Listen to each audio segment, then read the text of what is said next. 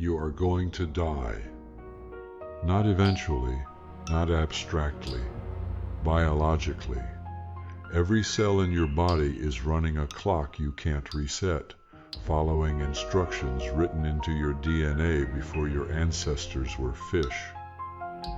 And somewhere in the Mediterranean Sea right now, as you watch this, there's a creature the size of your fingernail that is not doing that.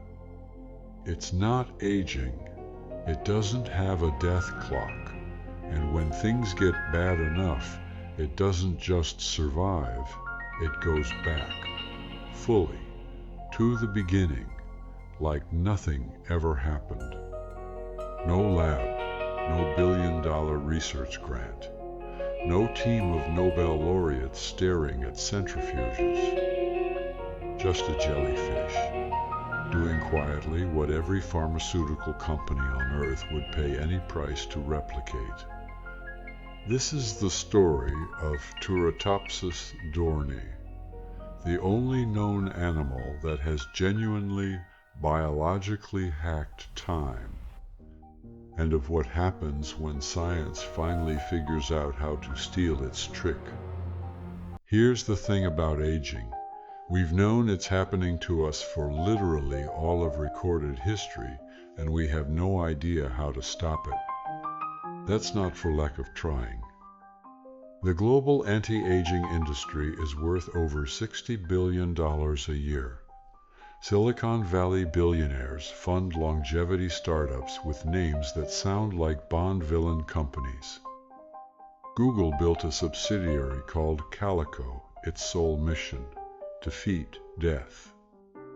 Jeff Bezos backed a company called Altos Labs. Sam Altman put $180 million into a company working on biological reprogramming. These are not small bets. These are the smartest, richest people on the planet, throwing money at the problem with both hands. And the core biological challenge, the thing all of them are trying to crack, is called cellular reprogramming. The ability to take an old, specialized, worn-out cell and reset it. Roll it back to an earlier state. Make it young again. The science behind this is brutal. Adult cells are locked.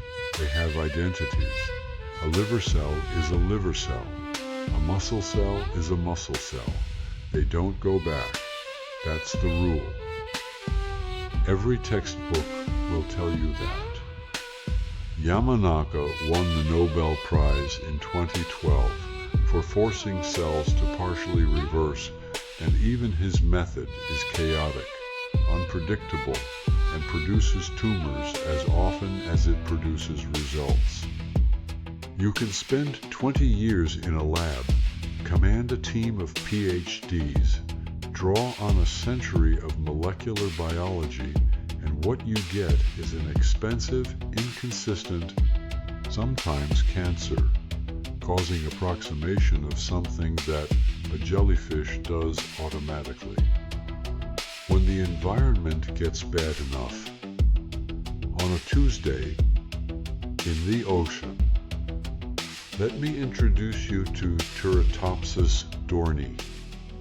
It is 4.5 millimeters across. That's smaller than a pencil eraser. It lives in temperate ocean water, drifts with the current, catches tiny plankton, and does very little of note for most of its existence. It goes through the same life cycle every jellyfish does. Egg. Polyp, a tiny stalk attached to a rock. Then it detaches, becomes a free-swimming medusa, the bell shape you recognize, and lives its life. That's the plan. That's the arc. That's what jellyfish do. But here is where Turritopsis becomes something else entirely. When it gets stressed, when it's starving, physically damaged, or sick enough that the normal biological playbook just isn't working, something extraordinary happens. It doesn't fight harder. It doesn't release a stress hormone and hope for the best. It rewinds. The bell collapses inward. The body contracts. The cells, fully differentiated, adult, specialized cells, begin to transform. Not random mutation, not damage. Controlled, deliberate transformation. A muscle cell becomes something else. A nerve cell becomes something else. The entire organism reverts into a cyst-like blob, reattaches to a surface, and grows back into a polyp. And then starts over, from the beginning, fully, completely. This process is called transdifferentiation, and biologists, when they first documented it in the 1990s, essentially couldn't believe it. Here's why this is so staggering. In every multicellular animal we know of, differentiation is a one-way street. Cells specialize. They become what they become.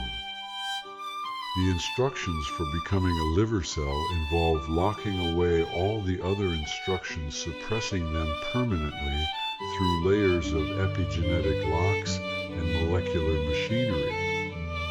What Turritopsis does is unlock every single one of those locks.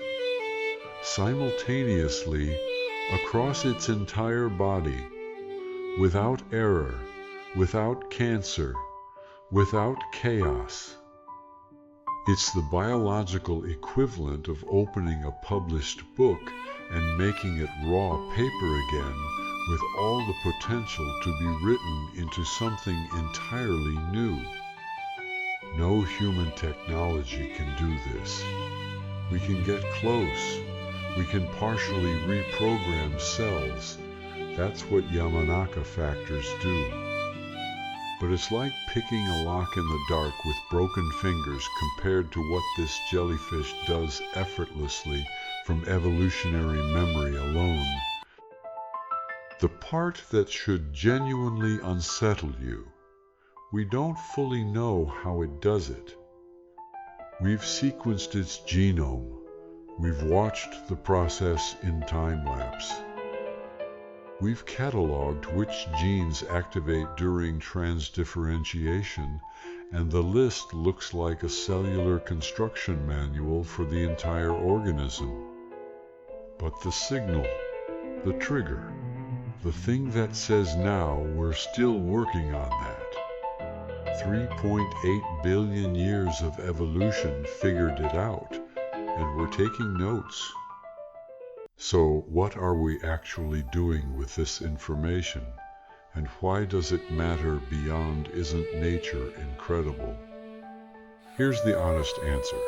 We're in the middle of it. This is happening right now in labs that most people have never heard of. The connection to human medicine runs through a concept called partial reprogramming. The idea is this. You don't need a full Turritopsis-style rewind to get meaningful results. You just need enough. Reset the epigenetic age of a cell, not its identity. Make the liver cell young again without making it forget it's a liver cell. Scientists at the Salk Institute, working with Yamanaka factors delivered in controlled pulses, managed to do exactly this in mice. Old mice. Mice with degenerative eye disease. After treatment, some showed measurable regeneration of retinal cells. Partial reversal of visual decline. The Turritopsis genome is now being compared, gene by gene, with human aging pathways. Researchers are looking for the molecular machinery it uses, specifically the epigenetic enzymes that strip and reset the cell's identity markers. Some of those enzymes have human analogs, Some of them already have names in cancer research. This is the translation. Not copy the jellyfish, but identify the mechanism, find the switch. Figure out how a 4.5 millimeter animal found a shortcut to something we've built $60 billion of infrastructure around still failing to achieve. The applications, if the partial reprogramming research succeeds: age-related macular degeneration, Parkinson's disease, cardiac tissue repair after heart attacks. Potentially a meaningful slowdown of the aging process itself, not immortality, but healthier decades. A fingerling of a creature drifting in the ocean already solved the architectural problem. The rest is just engineering. Here's the thing about looking at Turritopsis dohrnii, really looking at it. It doesn't know what it's doing. It has no brain. There is no moment of decision, no instinct of survival in any meaningful sense. When the stress hits, a program runs. Billions of years of ruthless selection pressure wrote that program. Every ancestor that couldn't do this died. Everyone that could lived to drift another day. That's not comforting in a warm way. It's comforting in a colder, truer way. Nature doesn't care about any individual creature. It doesn't care about Turritopsis. It doesn't care about us. But in the process of not caring, in the grinding, merciless 4 billion year process of testing what works, it produced solutions of breathtaking elegance that we are only now, with our best instruments and our biggest computers, beginning to understand. We built a $60 billion industry to fight aging. A jellyfish built an escape hatch into its own genetics for free. That's not a reason to feel small. That's a reason to pay closer attention. Because the answers we're looking for to aging, to disease, to the limits of what biology can do, are not waiting to be invented. They're already out there, living, drifting.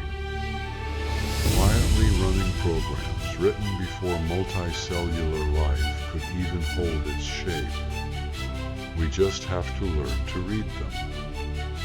If that idea does something to you, if it changes how you look at the ocean, or your own cells, or the gap between what we've built and what already exists, hit subscribe. That's what we do here, every video.